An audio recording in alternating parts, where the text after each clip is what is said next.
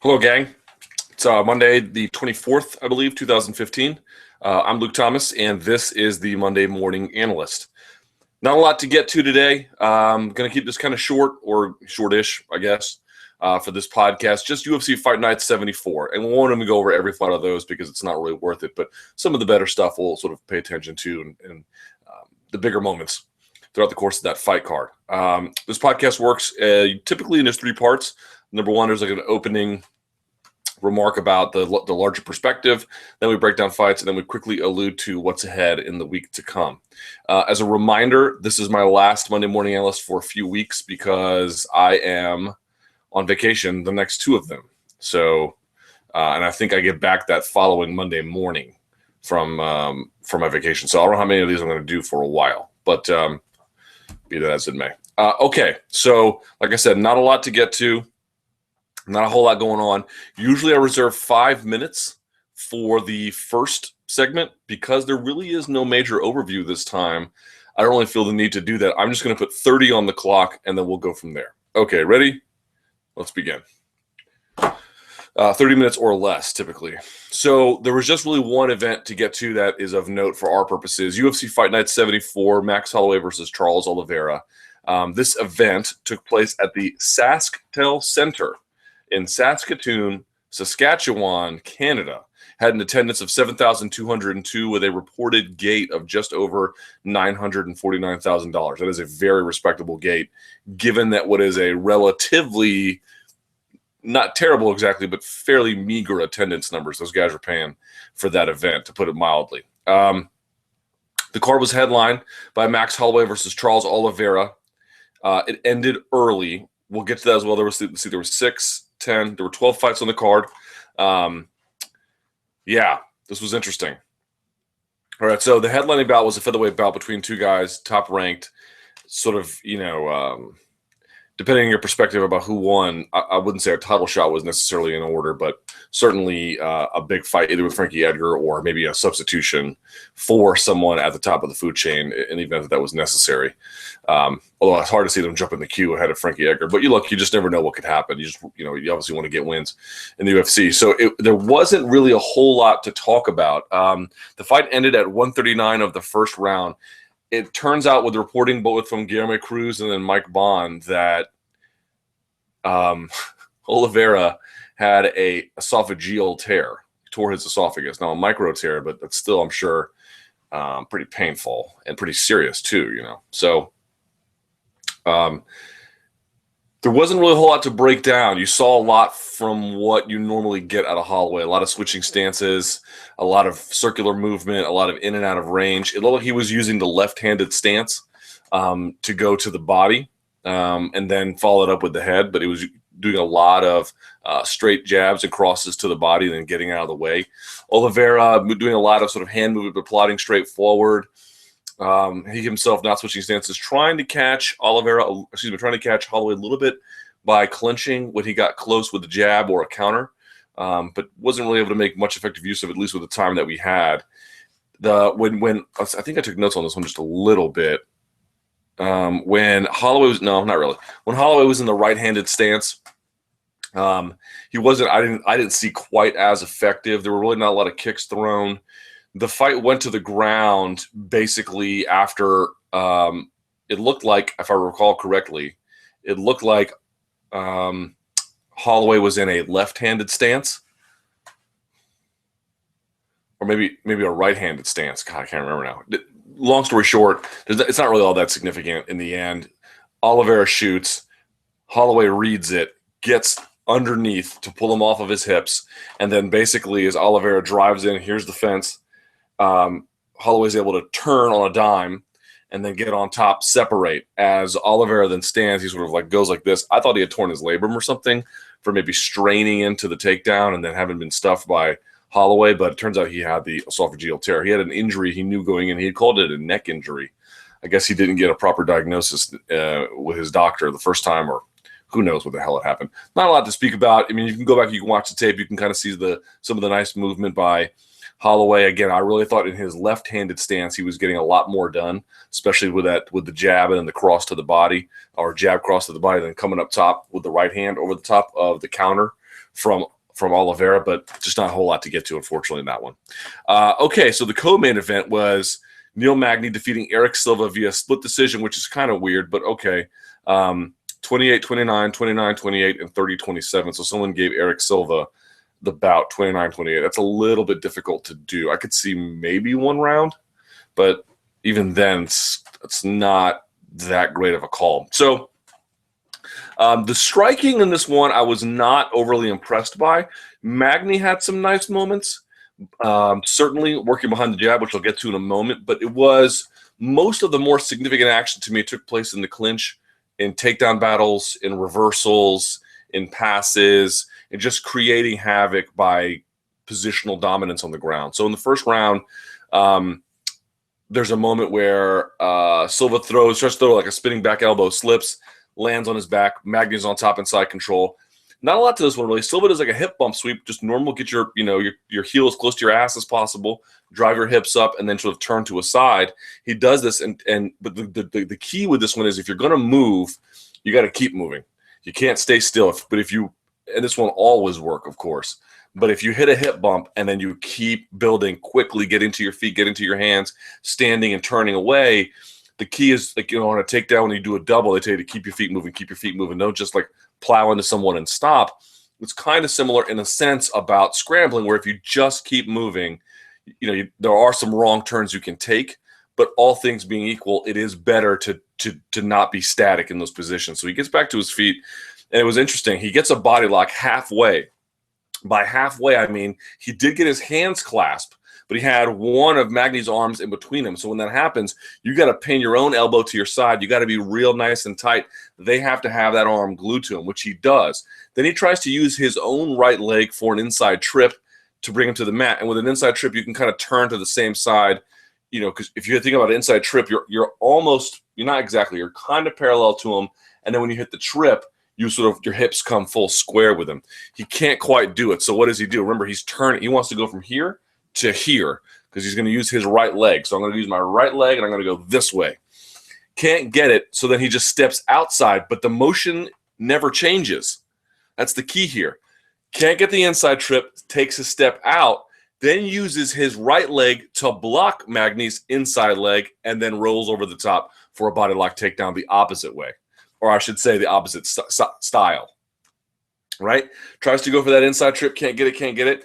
Takes a step out on that same side and turns Magny over that same side, whoop, and gets him with the outside. So it goes from inside trip to an outside trip, but the key there is that he never changes the direction.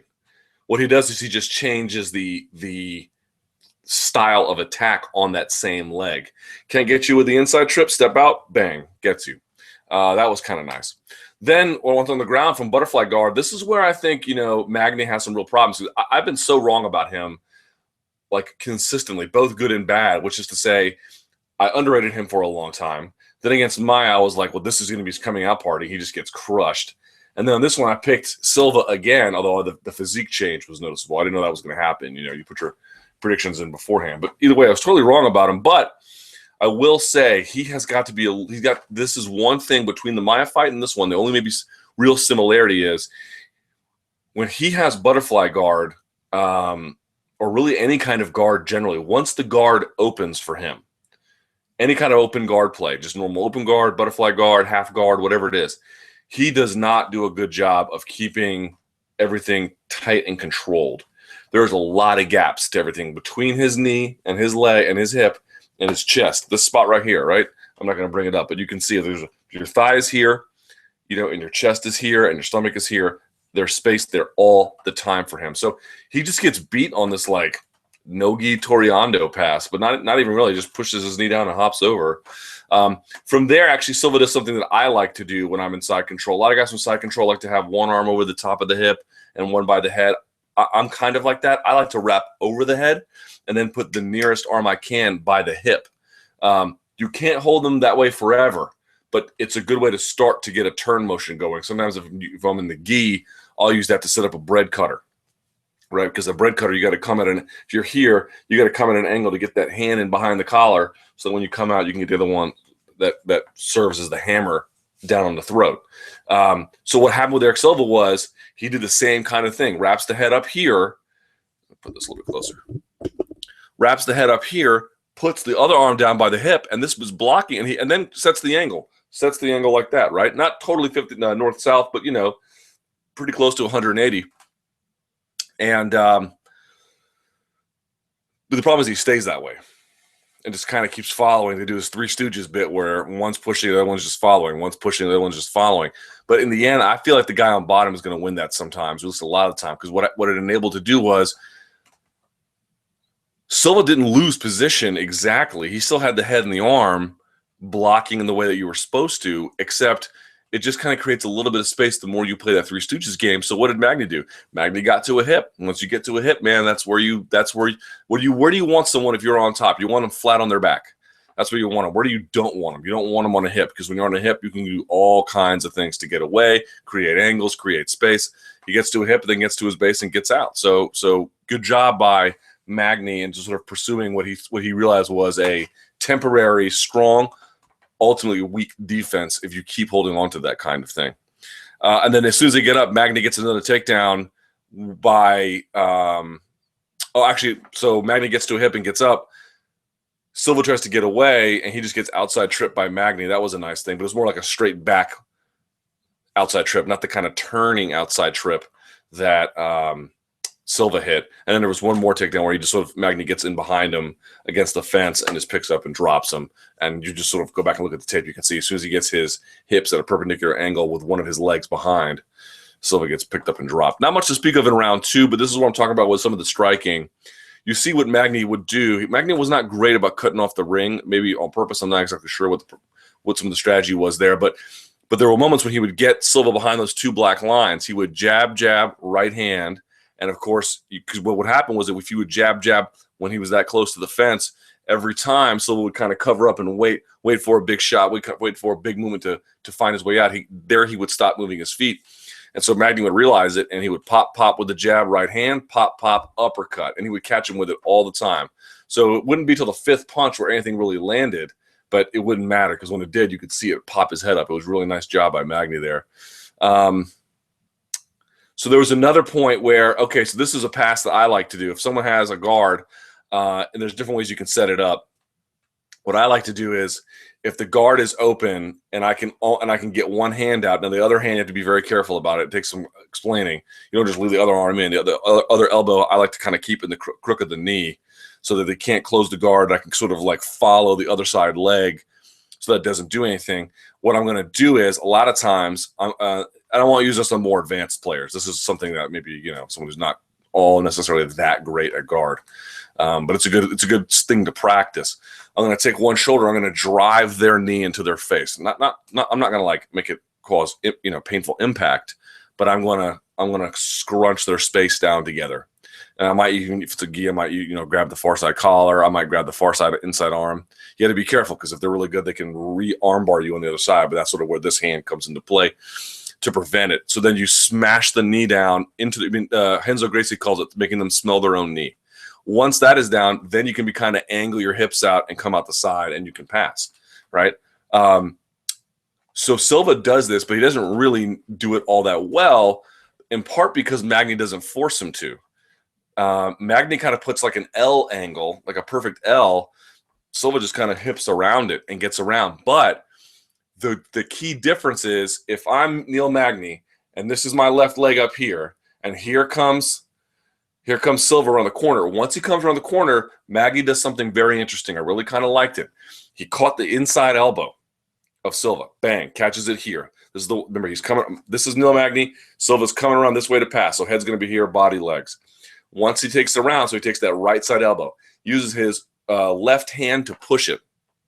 From here, he rolls to his base, but he doesn't just roll to his base and kind of stay there.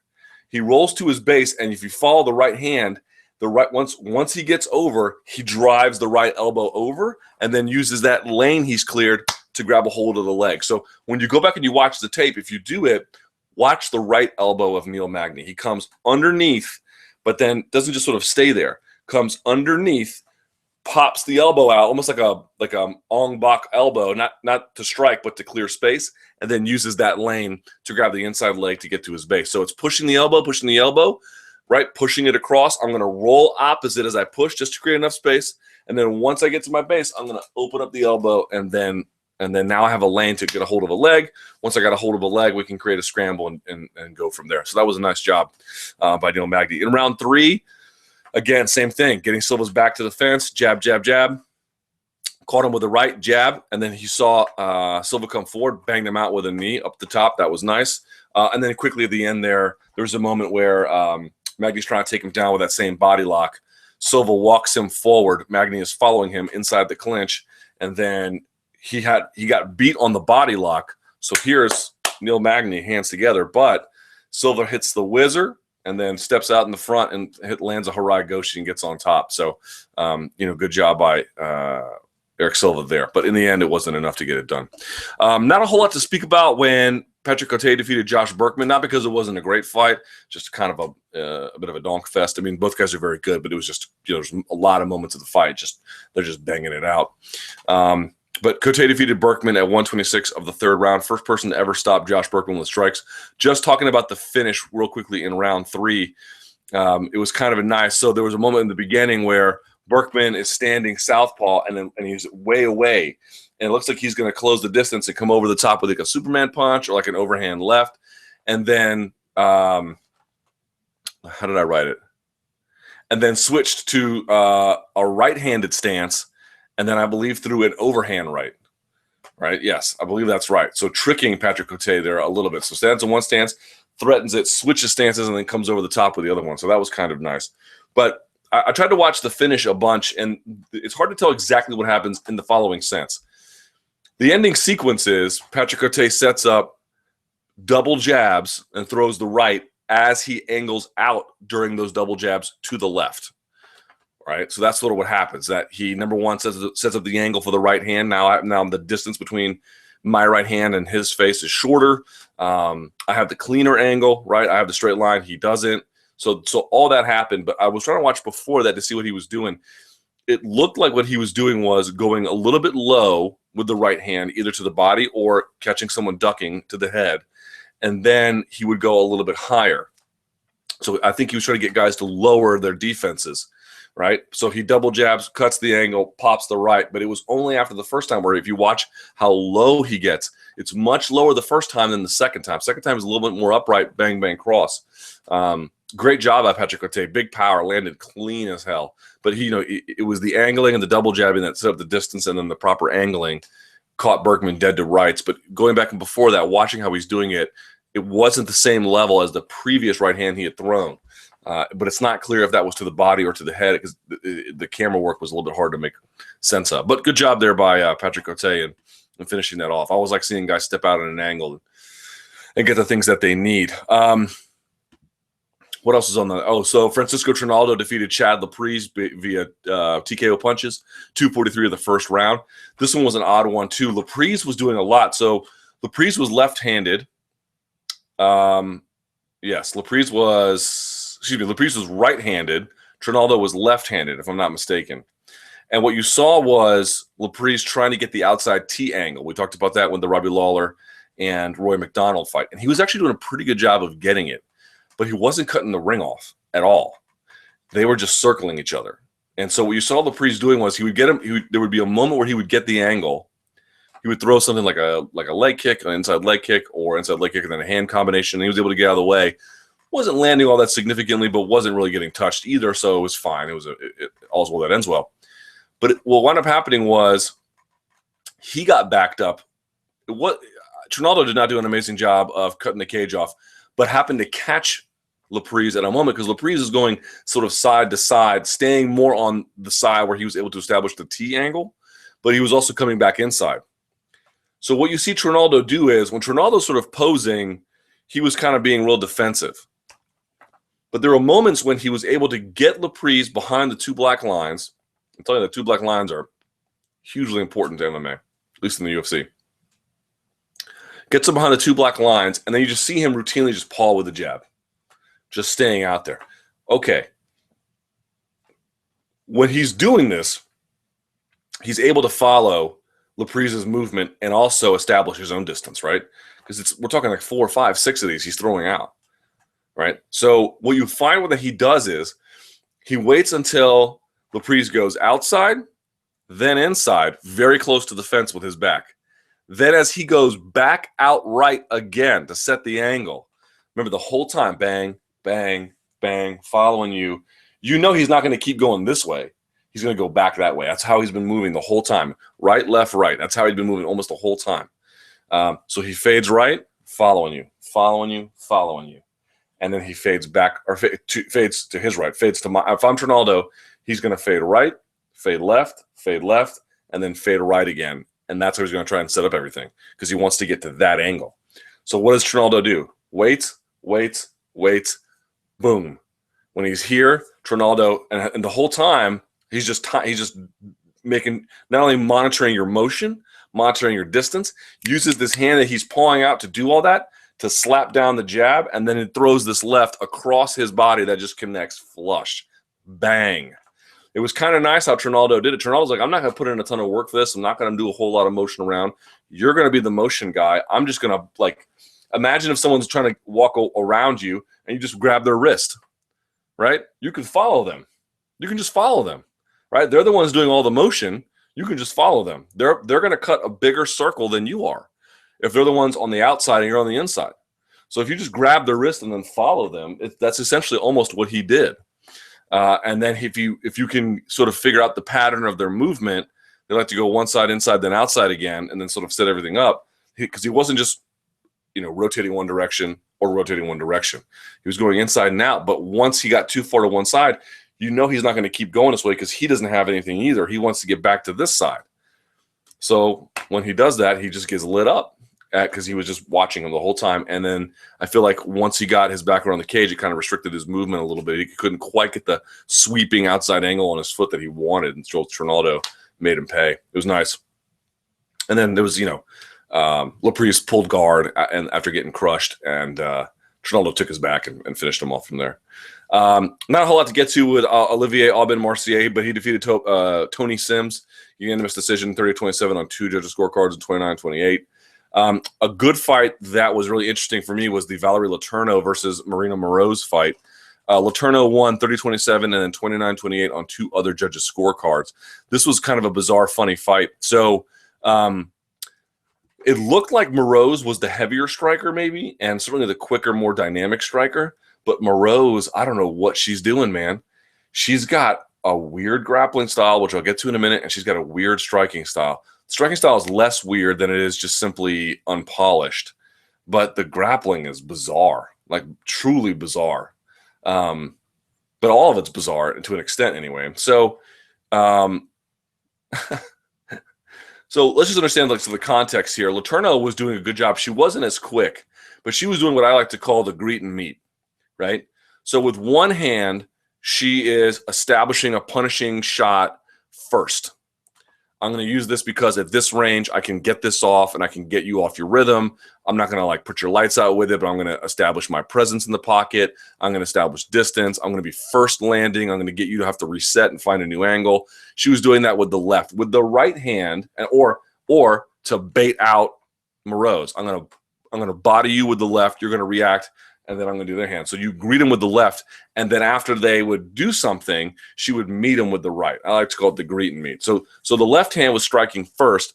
The right hand was almost always a counter. You have to go and watch that. And she was doing a great job of, punching on one side and getting off to the other. She was doing a good job of leaning one side and making you watch here, and then popping with the same side, doing all kinds of tricks to get you to look one way, to expect one thing, and not just tricks, but the difference for me was that Letourneau had solid fundamentals, man. She is a well-trained fighter. I don't know how far she's going to go. We'll find out. But, you can tell this is someone who has taken the idea of mastering fundamentals very seriously. Really kind of appreciated that with her footwork, with her, I wouldn't call it a lackadaisical attitude. I would call it a very measured attitude. Moroz wants to get in there and just go, and she really never could, partly because she was getting greeted and meted. But that was sort of what was happening there. She was working around. Moroz had a fast jab, but there wasn't a lot behind it. There was no head movement. So what you saw Letourneau doing was cutting off at angles. She was, you know, so not just that, Moroz would pop the jab and then bring it back real quick, but bring it back here. Well, okay, you don't want a lazy jab, but you don't want, I mean, go back and watch how Letourneau would exit a clinch here. Or like, you know, way up. Like she even did this a couple times when anticipating a jab. She had her hands way up. Moroz would punch and then bring back here at the shoulder. So she was getting constantly eaten up on the right-hand side for that, which was kind of interesting. So anyway, that was a really good job by Letourneau there, just throughout the whole course of the fight, making her pay, greeting her with the left, meeting her with the right. I really appreciated that. A lot of good head movement from her, a lot of good counters. But the one that sort of knocked her out was Letourneau fires back like a 3-punch combination, maybe even a 4, throws a body kick from the left side, which gets a left hand, and they're both standing orthodox, which gets a left hand out of Moroz. But think about this combination. This is classic Muay Thai. I'm going to go high with one side, not just a punch too, like a different kind of strike. And then when I come down, the left foot has to land, right? So my motion is going this way. I'm going to bring my right hand with it. So she throws, she gets her back up. Moroz is kind of countering a little bit, but mostly just sort of parrying and getting her hands up and backing up straight, by the way, not at an angle. So there's the first part. Moroz is just backing up in a straight line. Letourneau, bang, bang, bang, bang, just getting her to kind of get her hands busy, expecting something else. Throws the left body kick, which lands, and then comes down with the right and crushes Moroz because where's her hand? Well, she was trying to counter with her own right hand. But Letourneau does a good job of measuring distance, never being in the way, head way off here. When the punch that Moroz threw the left hand, it was like here in front, like she could even see it. When Letourneau comes down, actually, she takes her own left hand, kind of puts it on Moroz's face, and then bombs on her with the right, a la what similar to what Cowboy Cerrone did to John McDessie. So that was really nice. So that knocks her down. Then you saw these just like insane grappling tendencies that make no sense at all from Moroz, like grabbing the head. If you want to grab someone's head, you want to roll them over. Why would you then hook their inside leg to anchor them? That makes no sense. You would want to be able to. That's what a butterfly hook is for. If I'm going to push down on your head, I need your rear end and your legs to come up. She was locking down her legs and then also locking down while showing the back for a moment on the ground. It was like it just made no sense. There was a moment there where, you know, Letourneau's in side control, and it wasn't the most dominant side control, but it was just fine. And then Moroz just has her hips way in the air, and then she had that like triangle leg scissors that made no sense because that's not going to submit it. And when you could see all the daylight of neck, all she was doing was stalling. And in any case, one thing you should know is if someone has, it's not going to work if you're getting triangled because you just can't reach around. But if someone's playing games like that or someone's trying to play 50-50 with you, when someone has their legs triangled, you pull on this, towards the inside, right? Muscles are weak there on the inside of your legs. So if someone has their right foot, right ankle under their left knee, you pull on the left foot and you pull towards their own body. That opens up the angle a little bit. I don't know if Letourneau really had that opportunity, but I do that all the time. When if you try to go for a leg lock on someone and then they triangle their legs to stop you, you just pull on the open side leg. The leg that's doing the clinching, pull that ankle towards them. It opens up the angle because the muscles to control that are, your muscles to go down are really strong. Your muscles, like the thigh master muscles, they're pretty weak, you know. You can control those with your hand, so you just open it right up. It comes open every time. And maybe not so much with the gi, but certainly no gi. You just open it right up every time. Not a whole lot to speak of in round 3. The only thing Moroz did good in terms of grappling was she had open guard in the 3rd round, and you see her catch the bicep of Letourneau on top of her. She drives in her own leg, pushes the hand back of Letourneau, and then puts the leg on top. But once you have the leg on top, so it's Letourneau's left arm. If I'm Moroz, I have Letourneau's left arm here. If you just have your feet crossed at the top and one arm's in, one arm's out, you're halfway there. But there's no submission there. And you saw Moroz like pulling down on the head for the choke. You can pull down on the head once the choke is there, but just pulling down on the head beforehand does nothing. There's just daylight everywhere. So Letourneau's just like, all right, so what does Letourneau do? She just stands and, get off. Like you're taking off a scarf or something. Like I'm telling you, that Moroz, she could use some fundamental training because Moroz obviously has good athletic ability and she has good, fighting instincts, but she just has so many weird reactions to things. Okay, so that would be the main card. Frankie Perez defeated Sam Stout, TKO punches at 54 seconds of the very first round. This was a fun little one. So Perez was circling into Stout's power hand, but showing a lot of movement and feinting to keep Stout reacting or waiting. If you go back and you watch, he is circling into the power hand, but what's he doing? You see him go like that, and then you see Stout go, like bring the hands up. But what's happening is what you see is Stout steps in to fire his right. But when he does, he doesn't really like lean out. He kind of just leans, not forward exactly, but doesn't lean too much on one direction. Kind of just goes straight right? What does Perez do? Perez before was taking steps, but instead of stepping back in and trying to beat him at the race, go back and watch what Perez does. His lead foot, his left foot, he takes a big step out to the side. Well, why? Because if I take a step out to the side, now I created an angle. You never want to fight someone here. You want to fight someone so that their head is facing this way. Anytime you can get this, in jiu-jitsu, you want someone's back flat to the mat. But with striking, if I can set up an angle on you, I can just bomb on you and you can't do anything about it. So here comes the right in front of him. He takes a huge step out and then just cracks him. It's amazing. But he doesn't take a step forward or a side step. He kind of takes like a big angled step, opens up his hips so that he is square on the side crossbody of Stout, and then just, annihilates him with his own right, by the way. And then Stout's punch just misses completely. So that was a fun one. Let's see what else was on the card. Felipe Rachis defeated Yves Jabouin, or Jabouin, however you pronounce it, 421 of the first round via armbar. This was a fun one. There was a huge slam by Jabouin to open up the first round. So what did he do? He had a single leg on one side. I'm going to lean on a single. I'm going to lean on a single, driving the shoulder down, trying to run the pipe, and then turns around and then uses it to essentially high crotch lift and then go the other way and then dumps him like ass over tea kettle. That was brilliant. I'm going to go one way. If I go one way, which way are you going to go? You're going to go the opposite way. Thank you for giving me that. Now I'm going to go with you. Right? That's how all these things work. One of my favorite takedowns, because I don't like level changing. I'm too tall. Is a collar drag. I like setting up collar drags. You've heard of arm drags. You've heard of leg drags. Same thing with a collar drag. You just kind of throw them by you, but you have to do other things too. What am I doing? I'm locking up. I'm waiting for you to grip. I don't really care where you're gripping exactly. I like to get right hand on your right lapel, right? Because I'm going to throw you this way. But what am I waiting for? I'm going to push into you. If you keep circling out, I can't really get it. I'm going to push into you. I'm going to wait till you push back. And once you push back, whoop, I'm going to drag and I'm going to trip at the same time and then come up the back door. So that's what he did. I'm going to go one way with this single. Oh, you're going to go the opposite way? Good. I'm going to go with you. And that's why you see him just get completely under him. I'm sure he's also very strong as well. Hang on just 1 second.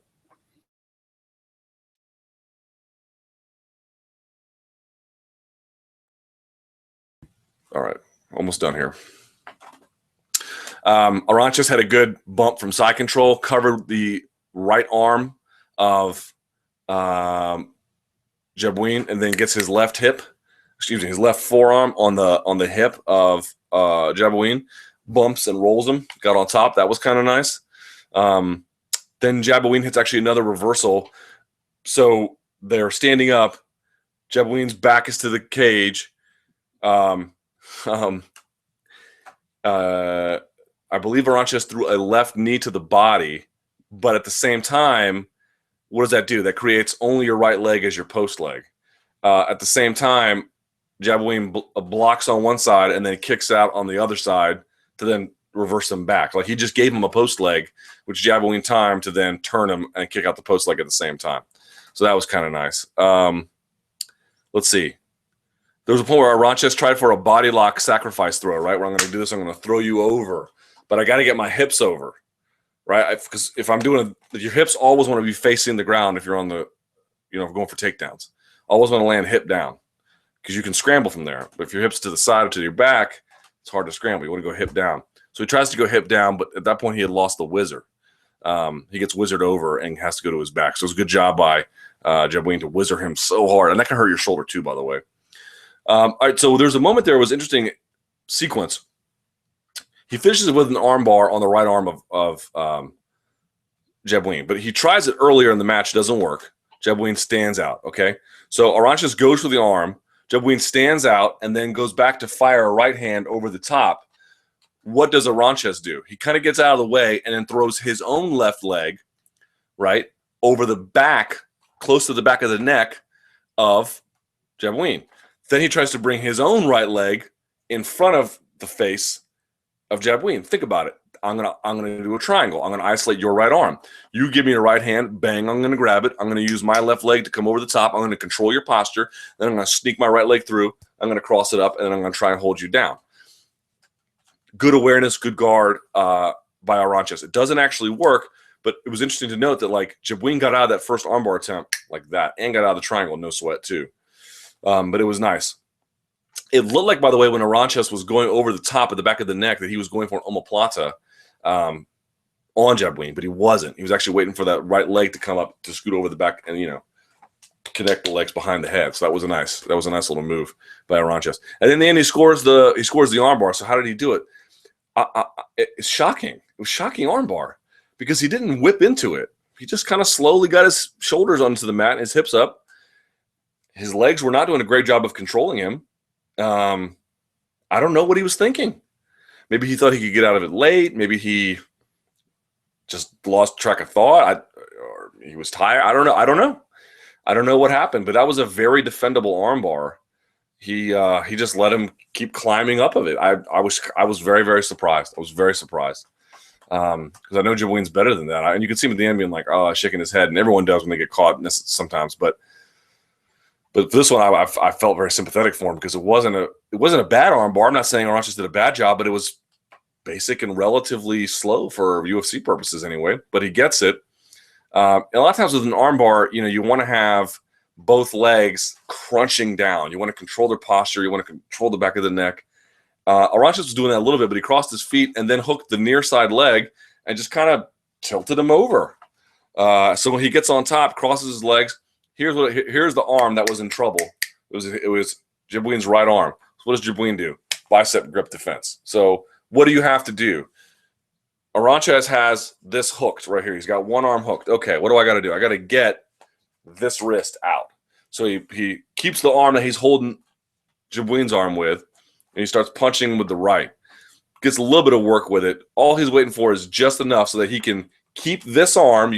If I'm Arantxa, I'm going to keep my arm here, and I'm going to use the other. I'm not sure if he switched or not. No, I think he came over. And he just sort of catches the wrist with his other arm. And then what you want to do is, if you think about it, if you're like this, how do you get this hand out? You have to get it pried open. Like the wrist has to come out a little bit. You can fight this off if you can. You can sort of push this back or push it down. But if you're just going to catch this wrist, you have to kind of open him up a little bit. The hand has to be twisted out. So that's exactly what he does. You see him kind of catch it, and you see him kind of lean, which causes Jabouin to go base down. But by the time the elbow comes out, you know, if these guys are going to – it's not like in practice where if I'm catching an armbar, I'm going to lean on it. But, you know, I'm not going to go crazy. But in UFC, man, if you can catch someone's arm like that, they're going to give everything in their hips to break it or get you to tap. And so even though it didn't get finished in an ideal position, it didn't really matter. It worked, and you see Jabouin tap. But that was also a bizarre thing about it, you know. It was kind of a steady, basic armbar, a good one, but a basic one, and it worked. Shocking, very shocking. Let's see. Then you had Nikita Krylov, Captain Donk, defeating Marcos Rogerio de Lima via rear naked choke. How did he get out of the guillotine? Very easily. Tripoded up, you know, put the weight of the opposite side shoulder into de Lima and hand fought, you know, because if you look at de Lima, he doesn't have guard behind the lumbar region of Krylov. He has it behind the knees. Not good enough, Jack. If someone can get up and do that, like you can get your ass in the air, for lack of a better description, you can, and then you lean that shoulder in, and then you hand fight while keeping your head off the mat. You can do a lot to mitigate the effects of it. And if you don't have, you know, if you're just trapping some guy's knees, it's no dice. So That didn't work. Chris Pilates defeated Chris Beal. Oh, and by the way, you saw DeLima go for that. Like, people were like, oh, well, Krylov held the fence in the knee bar. There was no knee bar. He wasn't even close. You know, for a knee bar, man, you have to have their ankle by your head, and you have to have their knee well past onto your stomach. Like it has to be well past your hip line. And it wasn't even close. It wasn't even close. So, yes, he held the fence, and that kind of sucked. It did not affect the outcome of that fight. Chris Pilates defeated Chris Beal via split decision, 29-28, 29-28, and 27-30. Beal looks like he needs to go up to 135 because he just gasses too easily. Shane Campbell defeated Elias Silverio via unanimous decision, which I thought was very justified. One thing you saw Elias do, what he put one hook in, you know, Campbell would have his right side to the fence, and Elias would put one hook in on the open left side, but he would then put the left leg behind the left knee. This is similar to, like, you see people do this in jiu-jitsu a little bit. It's kind of similar to like these major De La Riva far side hip setups, because what it does is it gives you access to the back, not immediately, but it gives you an avenue to control their hips while you get an angle around back of them. It's not enough when you just have one hook and then behind their leg, but if you can get really far with it, man, they can people who are really good can do a lot of damage with it. And so what you would see him do is he would get that hook in, hook the other far side leg, and then use his open free right leg to then push off the fence to create the angle. And it works sometimes and it didn't in others, but that was kind of interesting. And then lastly, this was kind of cool. Misha Serkunov, however you pronounce his name properly, defeated Daniel Jolly via KO punches at full 45. Fun little takedown he got there. So this was kind of interesting. He had the right hand grabbing he had his left hand grabbing the right arm of Jolly. He put his shoulder into the shoulder of Jolly, right? I'm gonna wear your arm like a sash. This is kind of cool. I've seen it before, but not like in MMA at this kind of level. So this is kind of fun, right? Gets the hand. So I'm gonna grab your arm like a sash. I'm not gonna worry about what's going on here. You have to be quick with this. You have to be, this is not a position you can play with a very long time. You're gonna get your back taken or choked or something. But he gets it, pulls it across. I'm gonna lean here while I've got your wrist here, okay? And I'm going to use this hand to then block your near side leg and then turn you over. That was kind of nice. And it worked. He didn't just like fall over. He went flying over. Because they say in judo, when you like pull someone across, you imagine you're looking at your watch, right? You're yanking them across. So he's yanking them across, putting weight on the shoulder, right? If you just take someone, try it. Grab someone's wrist and with the same side with your shoulder, turn them and then drive your shoulder into them. They'll stumble. Now imagine doing that and then using the same side hand to block the near side leg, doing all that at once. What happened? Jolly went ass over tea kettle too, man. Nice. That was a nice little takedown there from let's see, Serkunov, however you pronounce his name properly. That was really, really good. I was very impressed by that. And he had, striking was not so great, but his grappling on the ground was pretty phenomenal. And that takedown was slick. It was very slick. And that happened at full 45 of the first round. Fight of the night was Cote versus Burkman. Performance of the night went to Frankie Perez and Felipe Aranches. My fighter of the card, I will give to Valerie Letourneau, because I thought that she had the best fundamentals from pillar to post in all phases of the game, even though, maybe not the best fighter on that card, but I thought she had a really strong display of skill. That's my fighter of the card. Okay, so what's next week? ADCC 2015 is coming up. Ben Henderson's in it. Hector Lombard's in it. Eddie Cummins is in it. I have an interview with Eddie Cummins coming out. My man Buchecha is not in it. I think he's still nursing an injury. Super fights are going to be Laborio versus Mario Sperry, I believe. And then Galval versus Cyborg Abreu. That's going to be dope. So a lot of big names in this tournament. I think maybe at least one of the Meows is in it. Gary Tonon's in it. Agazarm's in it. Like, all kinds of guys are in it. It's going to be sick. So we'll have coverage of that on Saturday and Sunday on MMA Fighting as well. And then I'm gone. I'm going to go to Colombia and Panama. I'm out of here, leaving the country, the whole bit. So, but then I'll be at Bellator Dynamite, I think. Anyway, long story short, thank you guys for watching. If you have any questions, luke.thomas@sbnation.com. By the way, if you know judo and you know what that trip is, where you're yanking the arm to the shoulder and then blocking the hand, let me know. Let me know what that is, what the name of it is, because it's very, very cool. And then get at me on Twitter, at SBN Luke Thomas, at Yeah, on Twitter. I lost my train of thought. I have to go. I'm so late for my radio show. Okay. See you guys next time. Until then, enjoy the fights.